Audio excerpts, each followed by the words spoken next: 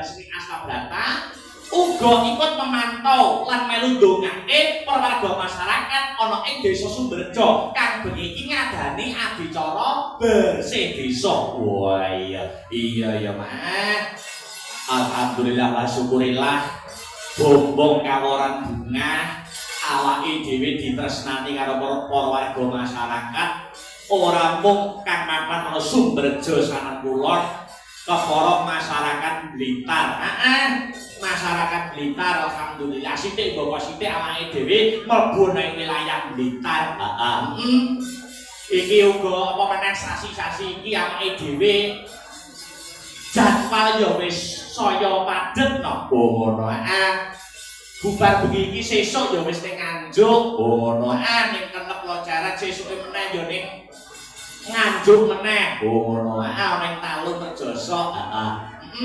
Dadi sing baku seniman kuwi berkarya sing sak apik-apike supaya ketompo karo para warga masyarakat. Mergo seniman iki wis ketompo iso ditresnani karo warga masyarakat. Ngono. Nek wis ketompo akeh sing tresna kari nari kek ning awake dhewe. Ragane iki kuat ora? Oh iya. Mula kesehatane penting kanggo kanca-kanca Astabrata iya dijogo kesehatane. Ora mau ngombe vitamin ya ya. Sing penting bisa waras wis sehat. Lah iya. Iya ya manges kok dawuh. Alhamdulillah.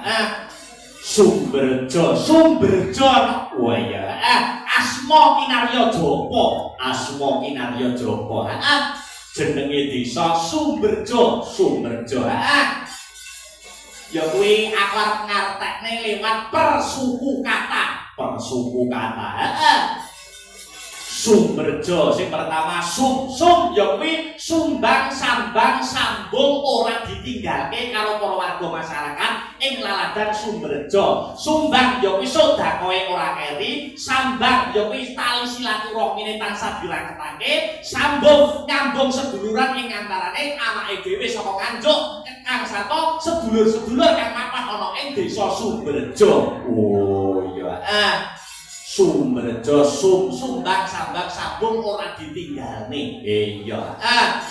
Terus kedua berkah Gusti Allah tumurun marang kabeh warga masyarakat. Ya kuwi warga masyarakat Sumberjo kang bengi iki ngadani adicara bersih desa. Oh ngono.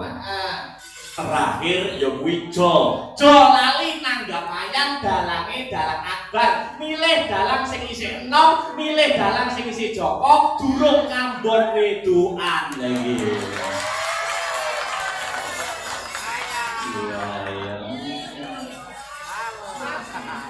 Nek penonton percaya anggota Astabrata lho kita ora percaya. Modele karo juladane nyepelek. Ya percaya belas. Iya, alhamdulillah. Agamane ora eri, budayane tansah diuri-uri. Ora mung diuri-uri, ning uga diurik-urik. Apa ana bedane? Beda. Nek diuri-uri, kuwi seneng karo budayane, seneng karo wayang, seneng karo jalanan, seneng karo campur sari. Iki jenenge nguri-nguri. Nek urip-urip gelem nanggap. Lagi sing angel iki gelem nanggap. Oh, pejabat yang dhuwur kono, mari kita lestarikan budaya Jawa. Mari kita uri-uri budaya Jawa milik kita. Ning ora tau nanggap omong kosong.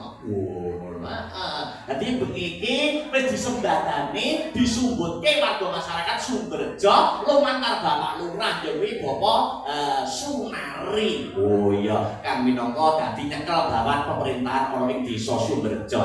Ditresnani warga masyarakate kok. Oh ngono. Ketitik wis nyepeng 2 periode. Oh iya, 2 periode iki yen ora priyayi sing ditresnani karo masyarakate mokal. Iya, wis kok dawuh. Gandeng agama karo budaya wis dadi ciri khase warga masyarakat Sumberjo. Nek nanggap wayang mesti didhawuhi dengan pengajian. mangkono dadi salam mukadimah sadurunge ngaturke tetembangan kang manika wana dhewe ngaturke tetembangan sing bernuansa dengan agama. Oh ngono. Heeh, biyung arep ngaturke apa? Karya besar Ki Haji Amon Suwoto ya kuwi pepiling Larase Slindro. Oh iya. Kanggo salam pambuka, oh iya. Utawa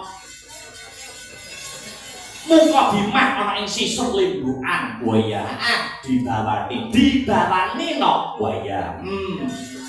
Monggo Mas Heru Linanta katuran dawa dandang gula pepiling ya. Monggo Mas ya. Rukun Islam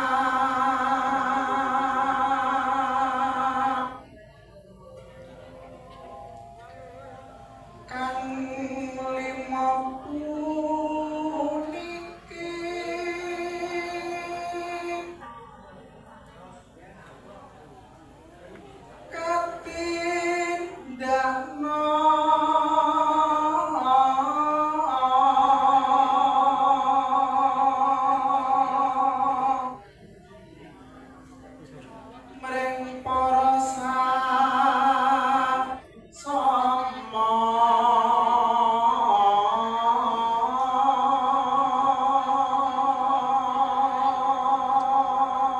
tembang menika nggih kula kintunaken dumateng Bapak Lurah iya saha para panitia muga saged karenan ing penggalih lan dadi jami saya tangga besar.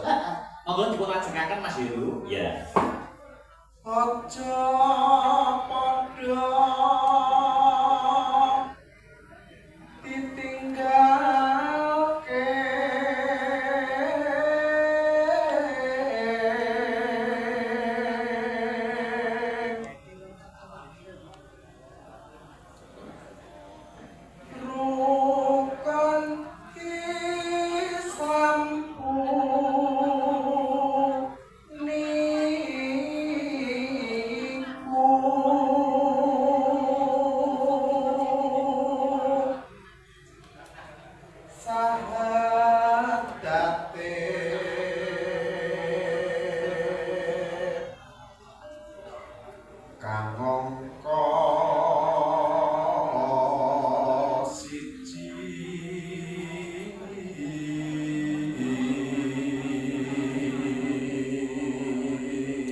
Sahadate angka 1, angka 2, angka 2 napa Mas? Kang angka 2 sholat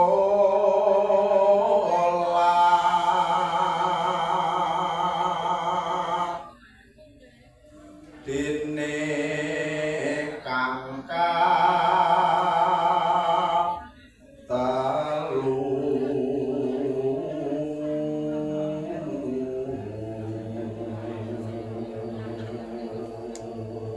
bubar sholat angka 3 Ramadan nindake poso bar poso papat zakat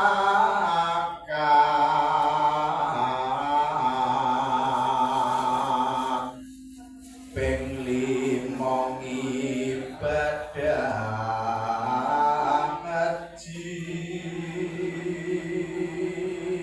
nek 5-5ne pun ditindakne kanthi bener becik rukun islami pripun Mas ya? Rukun Islam sampurna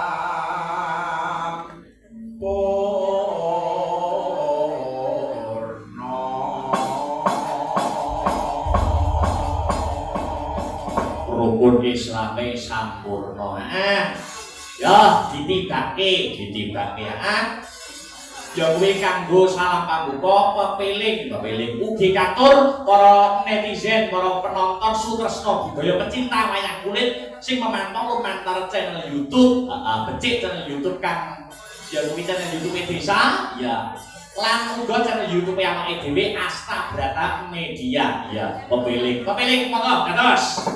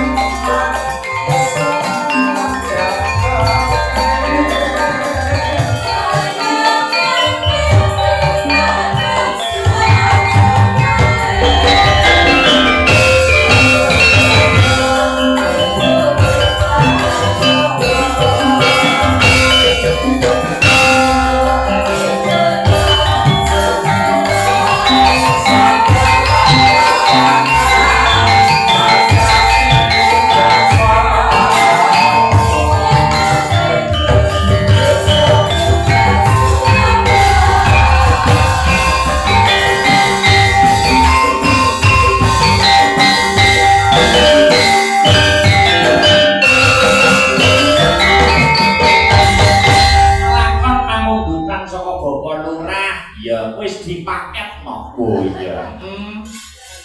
Saka kersane Bapak Lurah jadi Bapak Sunari kersane lakon Semar bangun kayangan. Oh iya. Jadi dalam pagelaran semalam kuwi kudu diratani. Oh ngono. Seneng-senengi kecekel ning lakone aja nganti cutel. Oh ngono ya, Mak. Iya. Ternyatane apa meneh para ingkang lenggah ana ing Laladan Blitar kuwi yen tak pirsan yen tak sawang kuwi ora mung pecinta budaya, ora mung pecinta wayang kulit, ning uga pengamat wayang. Ora mung pecinta wayang, ning uga pengamat wayang. Ketitik bengi iki wayang ora mung ning kene wae. Oh, ngono ta. Bengi iki wayangan ning Laladan Blitar ki akeh banget. Yen aku nampa dawuh mau sore wayang kulit ana ing Blitar. Bengi iki ana 16 titik. 16 titik. Iya. Kuwi meratandani priyayi Blitar ki priyayi sing budaya. Tresna karo budayane ya, no. Pancen bener. Iki ketembangan disambi karo maca layang ya, no. Oh ngono. Mergo akeh layang sing tumiba ana pangkon. Ngono. Sithik-sithik matone kabeh kecekel, ya. Alon-alon matone nglakon, gremet-gremet matone slamet. Oh ya. Diwaca. Iki uga ana kepada yang terhormat Ki Akbar. Ya. Dari Bapak Mukhlis saking Kota Blitar, salam buat Bapak Tarmuji. Nyuwun tembang menika setunggal santri pekok angka kalih Taman Juruk, angka 3 Madiun Ngawi. Oh iya. Ana meneh. Nyuwun gending setunggal Sesideman angka kalih Sriuning, angka 3 Putut Manggung saking kula panitia. Oh iya. Ana meneh ana. Dumateng Lintang Kairo, Mbak Yu Lintang Kairo nyuwun gending setunggal Kodang Kuning angka kalih Karakates angka 3 Lali Janjine angka sekawan Kembang Rawe lan Caping Gulung saking pemerintah desa Sambirejo Bapak Sunari. Oh iya. Dipinangkani permintaane Bapak Kepala Desa. Saka pemerintahan desa. Iya. Ternyatane iki sing diati-ati kudu dadi bukti, sing diatur-atur kudu lumaku. Kersane Bapak Lurah Kang Sarto panitia ngresake adiku wedok di Lintang Kairo supaya ikut menghibur bersih desa Sumberjo pada malam hari ini. Oh iya, di balik pelok. Iya. Di Lintang Kairo supaya kon ngadeg kuwi dhisik. Disepoti yo pecah sepining swasana. Disepoti aja dipleroki irama seger. Oh iya. Kalau di Lintang Kairo aturan jumeneng wonten ing sasana budaya. Aja dipleroki. Ras.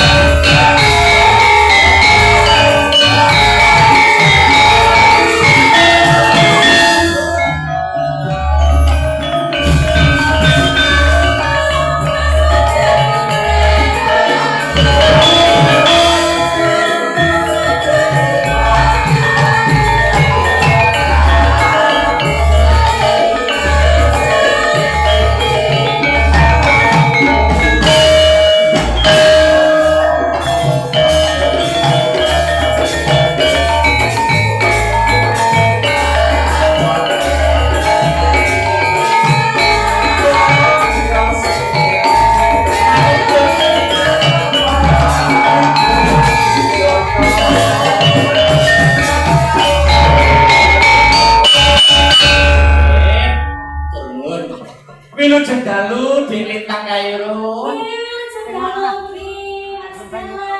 Bagaimana kabarnya? Alhamdulillah kabare sehat yo. Alhamdulillah, kamu boten kepanggih nggih, Mas? Nggih, lama tidak jumpa. Kabare Dik Lintang sehat ta, Dik? Alhamdulillah juga sehat. Nggih. Kamu kangen kali kru Asta Berata? Berata. Nggih, Mas. Aku ki kelingan Dik Lintang. Aku ki kelingan zaman sampean pertama-tama ikut nyinden karo Mas Akbar. Biyen cilik banget sak benik teh kae. Dan sak benek ora ketok disama ngoten niku. Nggih. Saiki saya gede, saiki saya dewasa. Kelas pinten, Ro? Alhamdulillah sak menika kelas tunggal SMA. Wes, kelas setunggal SMA. Nggih. Nggih, bimbinganipun rencang-rencang Asta Berata alhamdulillah matur nuwun sangat kula, Mas. Aja lali njaluk bimbingan ning aku, Bro. Alah, mila kok, Mas. Sinten tak gelem njaluk bimbingan ning aku iki biasane wah dadi no. Dadi apa? Dadi cangkem. Ya, iya. Nggih, alhamdulillah sak menika sowan dateng Sumberjo. Desa Sumberjo Ah, nggih, nggih. Salam Kulon Kota Blitar. Salam-salam dhisik, Dik. Nggih, saderengipun ngaturaken assalamualaikum warahmatullahi wabarakatuh Bapak Ibu sedaya sekalian, Bapak-bapak, Ibu-ibu yang cantik-cantik nggih. Sugeng dalu. Sugeng dalu. Alhamdulillah mau sonten sampun mirengaken pengajian nggih. Nggih, pengajian. Nggih, saking Ibu Ustazah Karisma. Ibu aja. Alhamdulillah. Saya sangat kula mireng Mas. Nggih. Dongane napa, Dik? Kagem warga Desa Sumberjo sing menika dadosake ngadani adicara bersih desa Pancadran. Bersih desa. Nggih, semoga kedepannya Desa Sumberjo semakin maju, Nggih. semakin jaya menjadi desa yang lestari. Amin. Guyub rukun berkah limpah roh jinawi ya. Nggih. Ngaten iki sampean iki sesuk ngono iki yo sekolah, Dik. Sekolah, Mas. Nggih. Bengi nyinden esuk sekolah. Ngaten niku napa teng sekolah ora ngantuk. Ya ngantuk turun nang ngisor meja ngono kuwi. Lah iya. Dadi wis pancen diniati ngabdi ning seni budaya dadi sinden ya, Dik. Nggih. Sing penting pendidikane aja ngeri. Nggih, mboten, Mas. Mas Akbar biyen yo ngono. Pripun? Bengi dalang esuke Esuke esuke yo sekolah. Senajan ngantuk kaya dikaya apa ning pendidikan itu prioritas. nggih. Ilmu ki ora iso entek ning bondo iso entek. Ya, betul sekali. Jurusan apa? SMA IPA atau IPS? IPA. IPA. Nggih.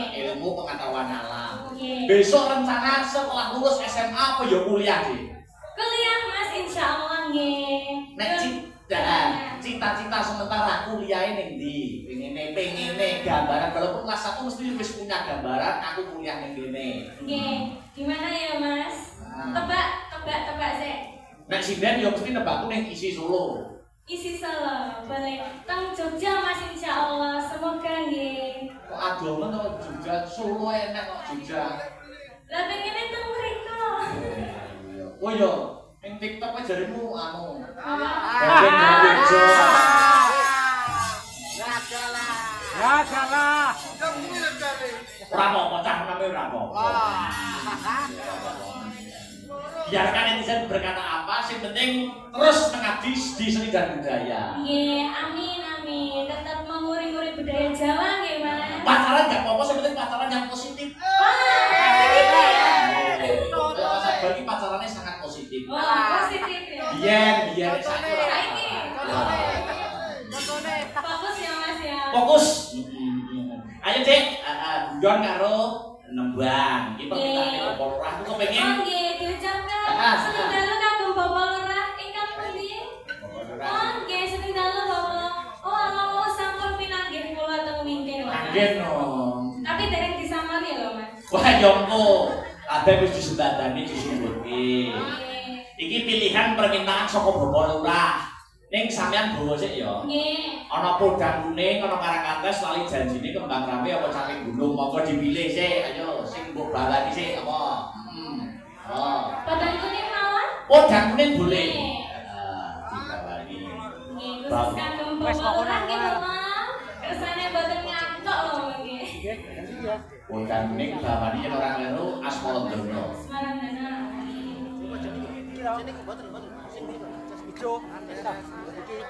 Lah, yuk. Nadian wujud demong paksi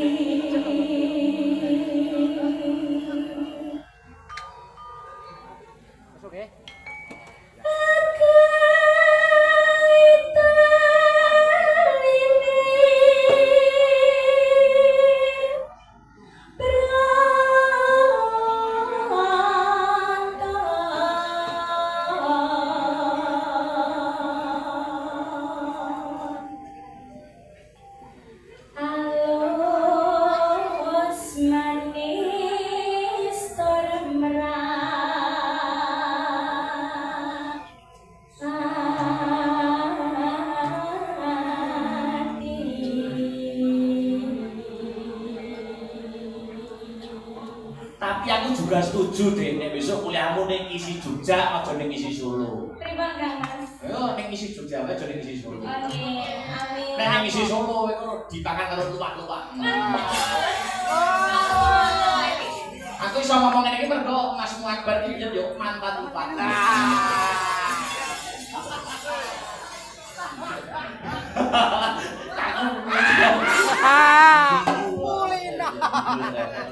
Lanjut.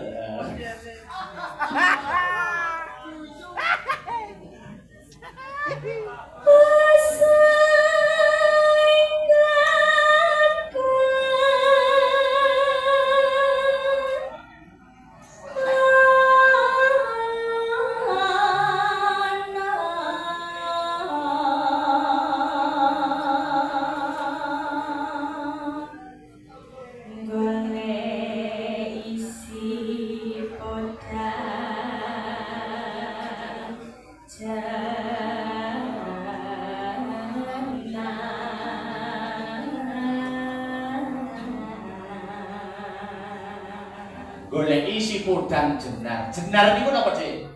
Kuning. Jenarnya kuning ku basa Kawi. Nek wilis ki apa? Warna apa? Napa? Hijau. Wilis wilis ijo kuwi basa Kawi, basa Kawi. Nek ijo kuwi wilis, nek kuning kuwi jenar. Jenar. Diwarai. Lah hijau karo kuning. Hah? Hijau karo kuning. Pilih senar. Terus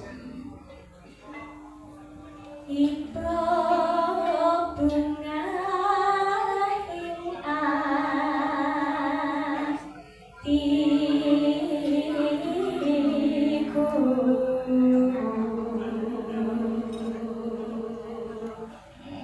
nyanding bisa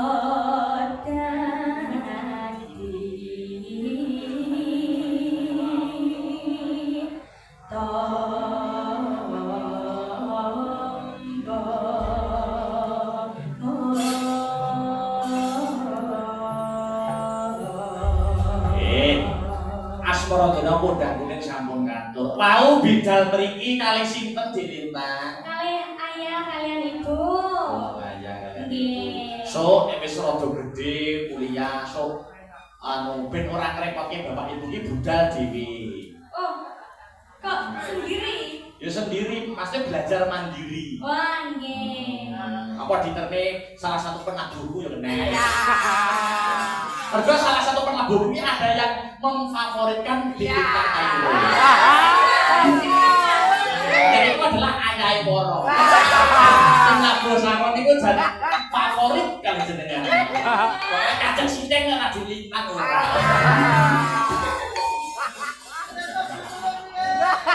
Kula tak aturne lagune langgam podang kuning. Ayo hiburan podange Mas Tian.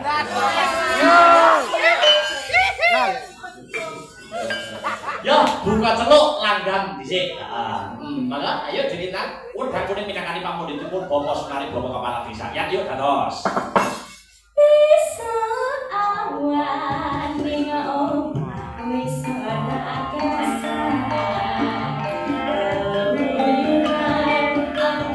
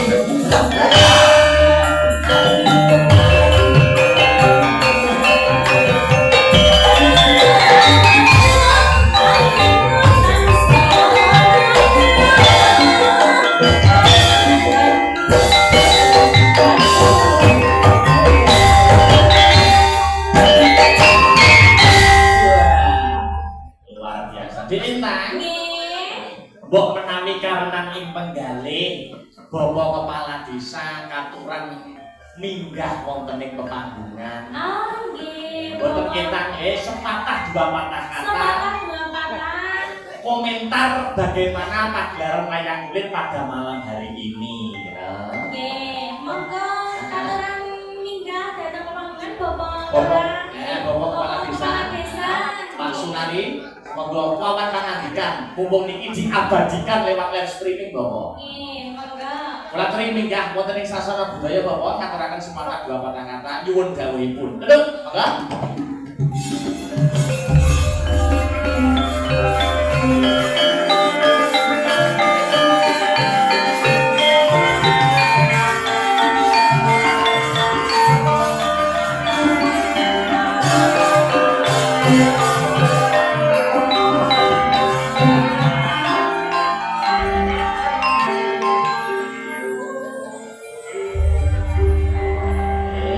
Nggih, sugeng dalu Bapak Kepala Desa. Nggih. Nggih. Kula? Nggih, kalih Bapak. Dalam? Ayah ibu datang wingking Bapak. Wilujeng dalu Pak Lurah. Nah, pripun nyuwun dawuh, nyuwun sepatah dua patah kata. Kados pundi komentaripun pagelaran wayang kulit pada malam hari Nggih, ini. kesan dan pesannya Bapak. Terkait dengan pagelaran wayang tidak ada Syah Alam. salam Nggih. karena tentang itu Nggih. yang kamu memangnya banyak kehendak masyarakat termasuk kaum ibu Oh, ngaten nggih. pengen koyok nopo daripada ngomong lewat nopo jenenge HP, YouTube YouTube. Itu. kan penasaran daripada penasaran Ditekake. terus kula sowan njenengan kali dokai Nggih, awalnya matur suwun.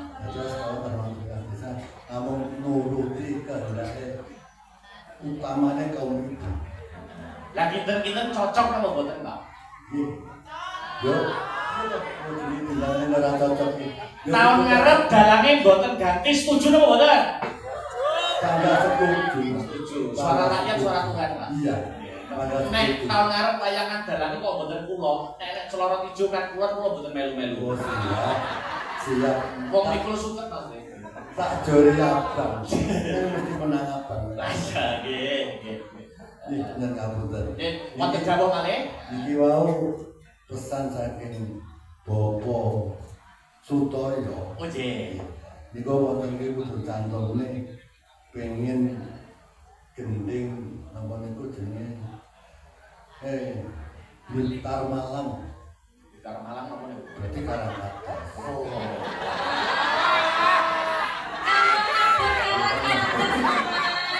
Aku lagi mikir. Saya tak olah malih. bukan bukan ya niku kan seni ini kan kula Nggih. saya nih kula gak belajar Oh, nggih. Tapi seneng. Seneng gelem nanggap iku pun jos. senenge kliwat beberapa tahun nggih nanggap Nggih, lakoni kok Bapak. Lagune Blitar Malang. Iya, Blitar Apa Malang. itu Karangkates. Iya. Ya. Nggih. Bisa nggih? Nggih. Oke, di sini dulu ya Bapak, kalian ngancani di Iya, iya. Oh, niku kita bare niki kula nggih tak nyanyi Oh, siap.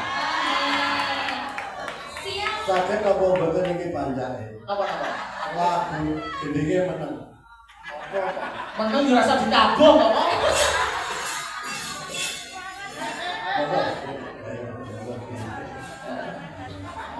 Karangkates. Karangkata Nggih, monggo Karangkates. Langgam ya, dilanggapi dulu.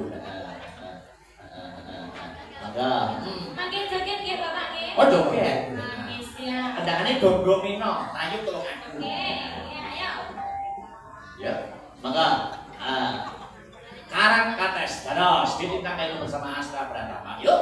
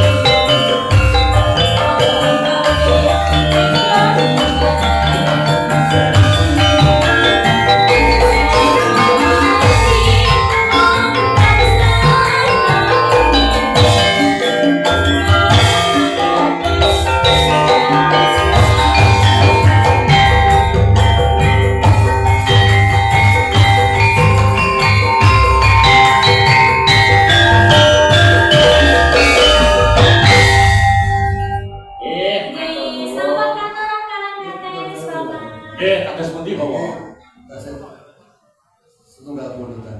Napa niku? Sisi depan. Oke, sisi cuman. Sisi cuman. Dikancani. Oke, monggo. Ya ampun, matur sembahun sangat Bapak. Sampun repot-repot, matur suwun. Mbak Angel, sisi cuman ya. Ya, cuman kancane dilitan. Monggo, Pak Reza.